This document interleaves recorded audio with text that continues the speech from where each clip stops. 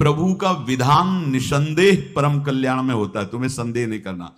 कड़ुआ हो सकता है, लेकिन अवसर तो मिल जाएगा श्री जी की तरफ भागने का।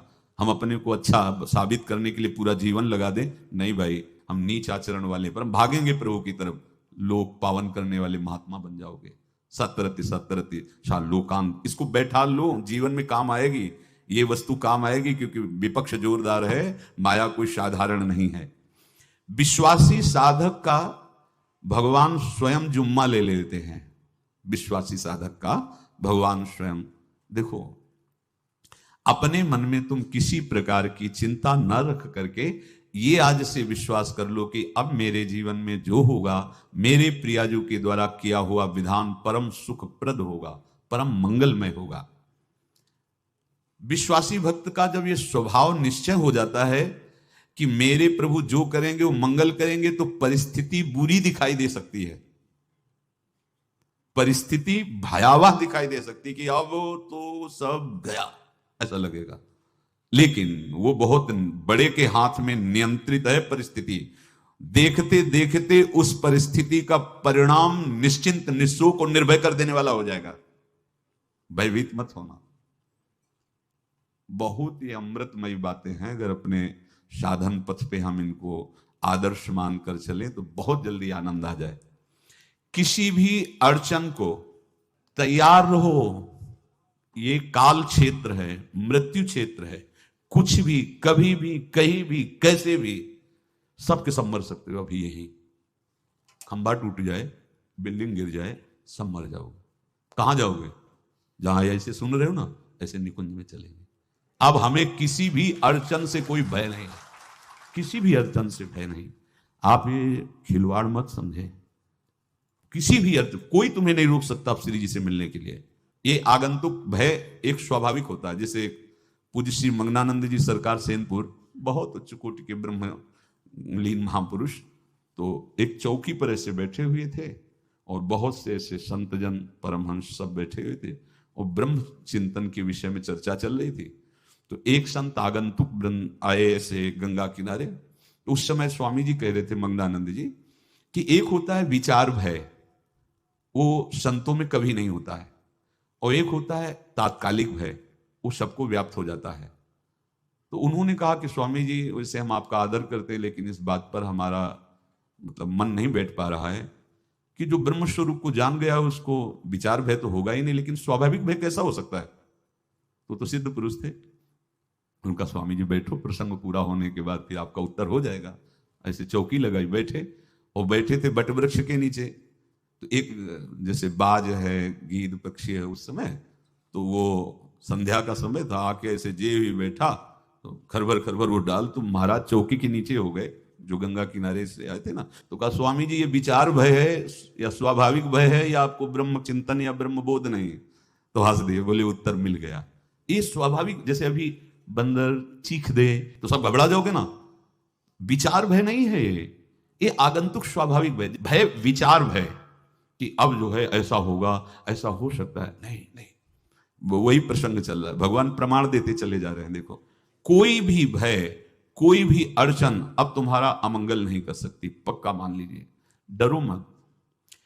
देखो इसमें इसीलिए प्राणों की बाजी लगा के, अब हमारे प्राण नहीं हैं, हमारे प्राण प्राणनाथ को समर्पित हैं। मेरे प्राणनाथ श्री श्यामा, तो क्यों भय करें? तो हम ये सब कर किसके लिए रहे? श्यामा जी के पास पहुंचने के लिए।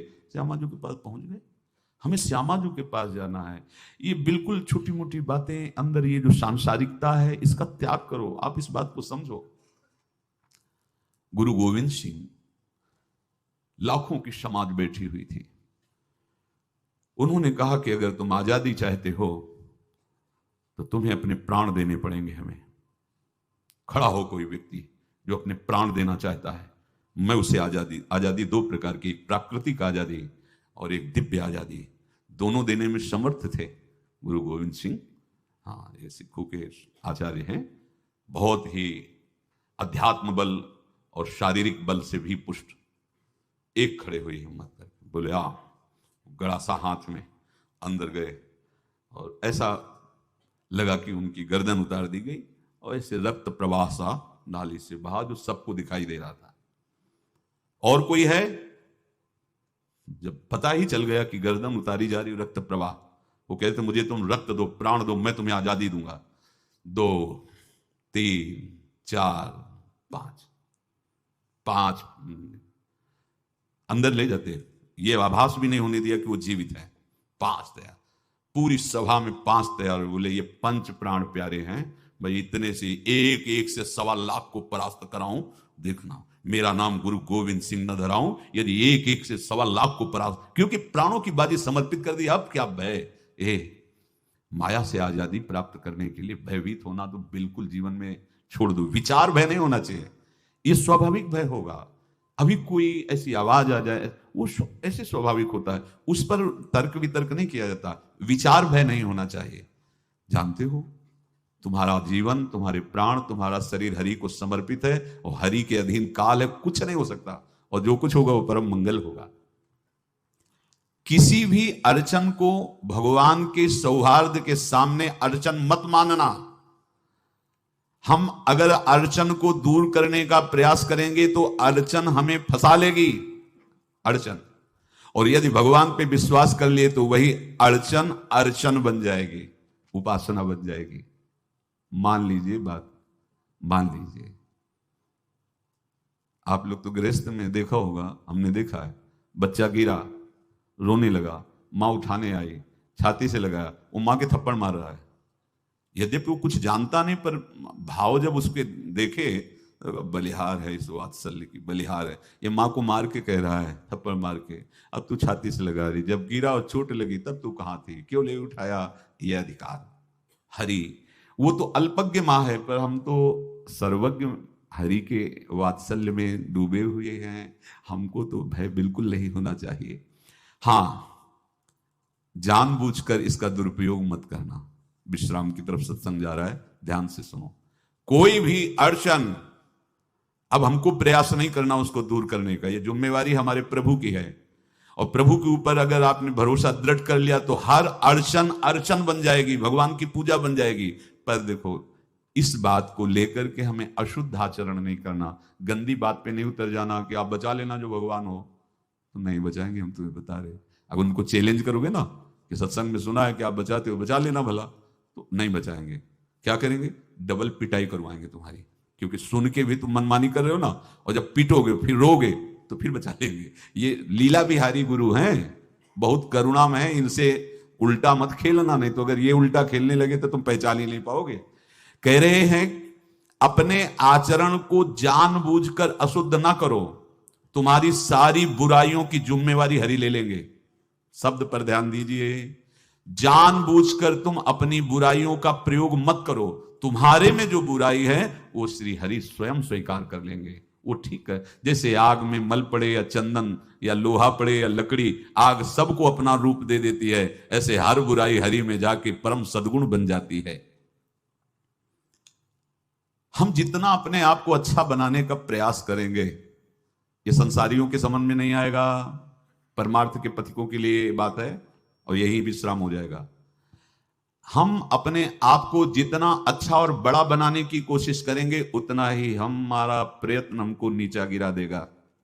यदि हम अपने को भगवान के आश्रित कर करके उनके नाम का जप और उनकी आज्ञा पे चले तो इतने अच्छे बन जाओगे, बिस्तरे सब जग विमल कीरति साधु संगति ना टरे। इतने महान बन जाओगे कि विश्व आत्मा भगवान जब हृदय से लगा लिए तो जा पर कृपा राम की हुई, ता पर कृपा करे सब कोई। सुर नर मुनि प्रसन्नता ऊपर, सोई विजयी विनयी गुण सागर, तास सुजस त्रैलोक उजागर। इसलिए सत्संग का मनन करो और ये जीवन व्यर्थ ना जाने पावे। सावधान आप रहो, और निर्वाह हमारी लाडली जू करेंगी। और ये जन्म हम सबको लाडली जू की प्राप्ति के लिए मिला है, और पक्का पक्का विश्वास करो लाडली जू हमें मिलेंगी, पक्का विश्वास करो, इस पे संशय मत रखना। हम किसी साधन बल से नहीं कह रहे कि तुम्हें लाडली जो मिलेंगी, लाडली जो मिलेंगी उनकी कृपा से, उनके दुलार से, उनके आकर्षण से। अब हमारा निश्चय हो गया है कि लाडली जो बोले आपका, हम हमारा मतलब सबका। ये जितने आप सब बैठे हो, आपको पता नहीं आपके कितने भाग्य प्रकाशित हो रहे हैं लाडली जी की कृपा से। अगर पता चल जाएगा तो अहंकार आ जाएगा। धैर्य पूर्वक सत्संग का मनन करो।